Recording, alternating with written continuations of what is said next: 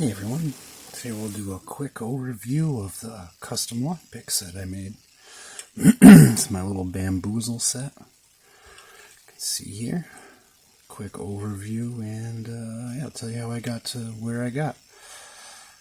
So it all started as a bunch of failed projects, and then turning failed projects into end results, right? So I had a bunch of fails, and then ended up getting some stuff that succeeded. So the end result, the beginning result, had a bunch of trouble getting actual like steel or aluminum dowel or tubing. So it was just, I don't know, last year's been hard. So I went bamboo. I like the way it feels, so it seemed like a good way to do it. So what I did was some markings on some feeler gauge. Went to the bench grinder. This is an exaggerated version of the Kaba picks.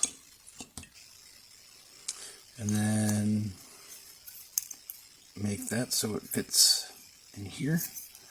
Put some notches in with the bench grinder. Get your rough.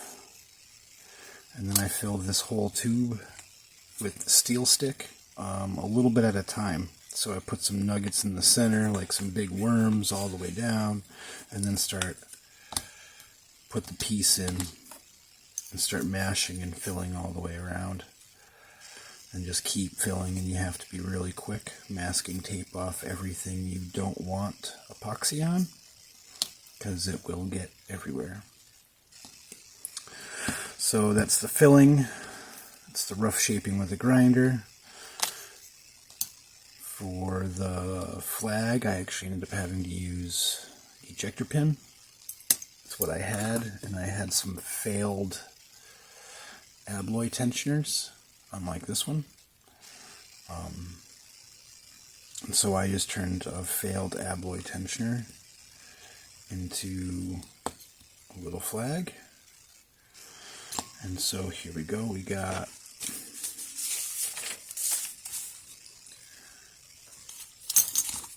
a spec sheet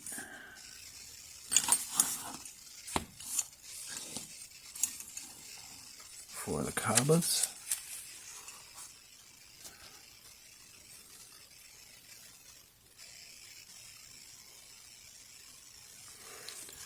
They were a lot shinier before, but they've all seen some pretty aggressive use, to be quite honest. There's the specs for them. And then this is I laughingly called it the Multi-Pick 13. It's the mini flag you didn't know you needed. Super small.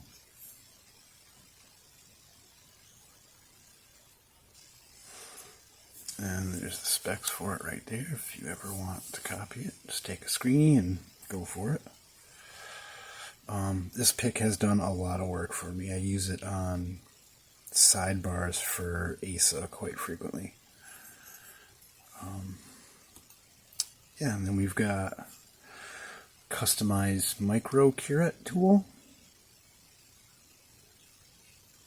Started off much bigger. You can see that was the actual diameter. It was down there. And this was all again turned down with a bench grinder by hand. Finished with a file and sandpaper.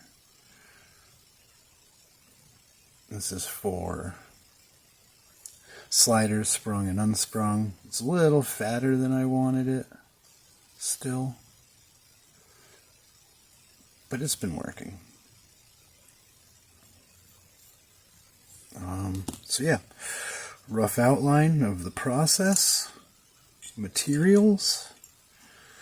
Some do's and don'ts would be make sure your surface stuff is prepped on the inside. When you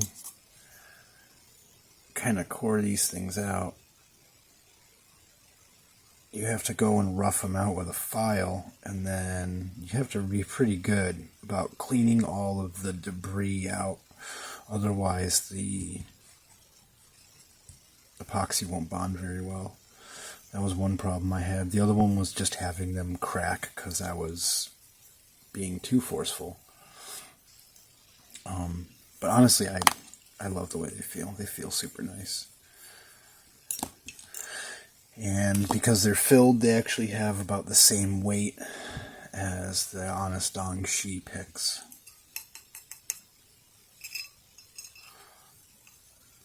Similar sizes. I actually wanted these to come out a little bit bigger around.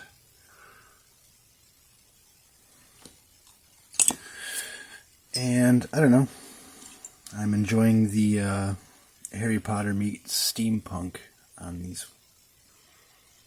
which is kind of what I was going for once I started and saw what I had to work with. And that was just copper wire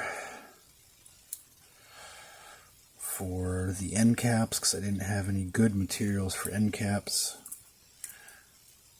And so I did something. And this is what it is. Try stuff out. You know? Fail a bunch of times and succeed. So it was definitely a learning process, and I hope someone else can, I don't know, use something that I did here. Make something interesting. I would love to see it. So, anyways, some hand-cut opals to show those off too while we're at it.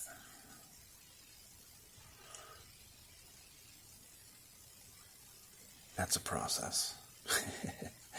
Anyways, well, hope you enjoyed this little process. End result. Beautiful set of tools. I'm not one of those people that likes super shiny aesthetics, so this really works for me. Anyways, well, thanks for watching and cheers. Hope you have a good one.